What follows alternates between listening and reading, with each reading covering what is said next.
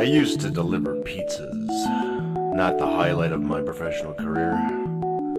I wouldn't include that on my LinkedIn profile or on a resume, but sometimes you gotta do what you gotta do to pay the bills. I screwed up one night. I was delivering a huge order to an address over on Dartmouth Avenue.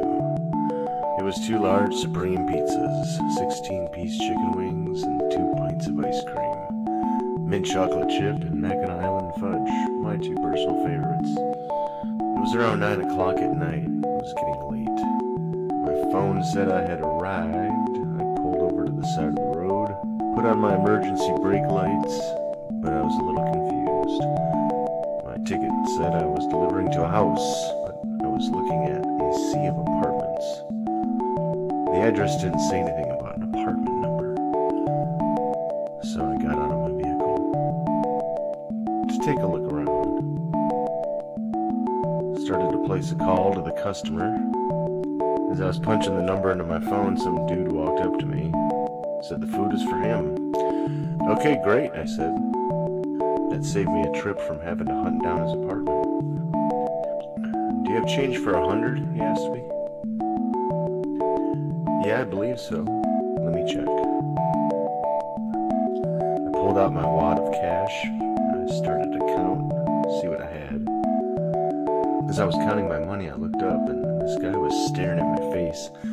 His expression struck me as a little off. But I looked back down and kept organizing my money.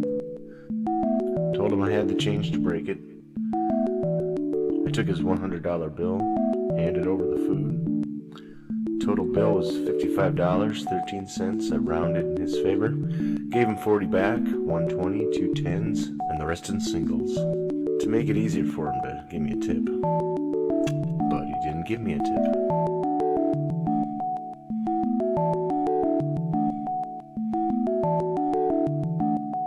He took his food, said thanks, turned his back to me, and scurried off into the night. I was annoyed at the non-tip, but I had another delivery to make. So, I put it behind me. Pizza delivery business, it's a numbers game. The more deliveries you make, the better chance you have of making decent tips. I got back in my vehicle, headed over to the next destination, thinking nothing more of the transaction, until the end of my shift when I closed out with my manager. As he does every night, he tallied up my deliveries, deducted my tips, and my $1 commission per delivery. Told me how much I owed him after that. Came out to $170. I gave him the money, including the $100 bill that the customer in the street had given me earlier. Almost immediately, my boss blurted out, "What the hell is this? This isn't a real $100 bill. This is fake." My jaw hit the floor. "What are you talking about?" I asked. "What do you mean fake?" He pointed out the imperfections on the bill, pulled out another $100 bill from the drawer, showed me the comparison. Looking at it closely for the first time, it was clearly different from a real $100 bill. The color was off. There was no watermark. No security ribbon on the left side of the bill. No raised printing, or the same level of detail as the authentic bill. Holy shit. How the hell would I know? I've never received counterfeit money before, at least not that I'm aware of. I'm just delivering pizzas for a couple extra bucks, and some free chicken wings. It was dark out when I made that delivery.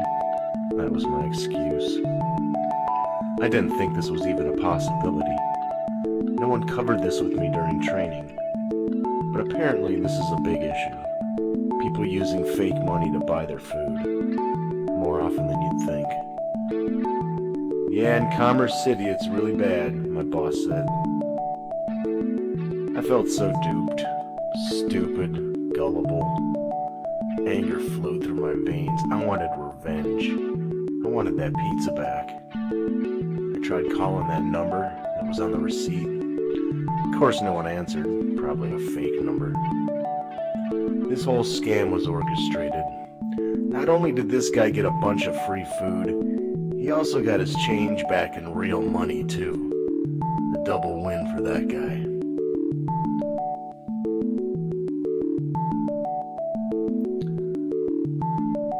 I learned that those who are experts at detecting counterfeit money spend hours examining the real thing. You have to know the real thing to spot the fake.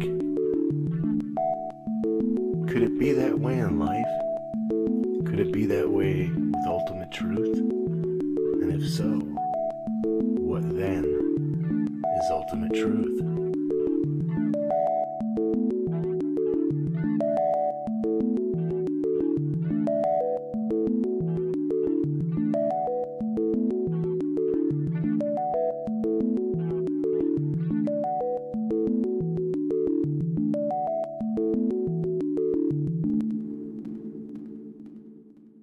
I got burned that night, and so did the pizza joint.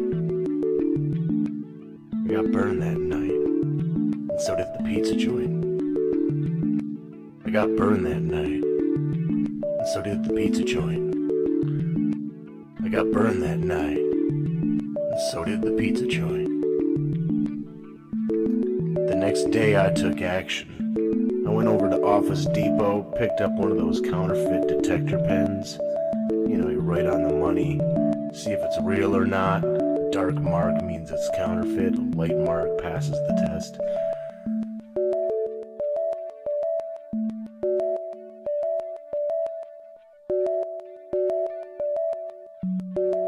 At work the next day, there was a memo on the bulletin board that said, "Don't accept $100 bills from customers anymore."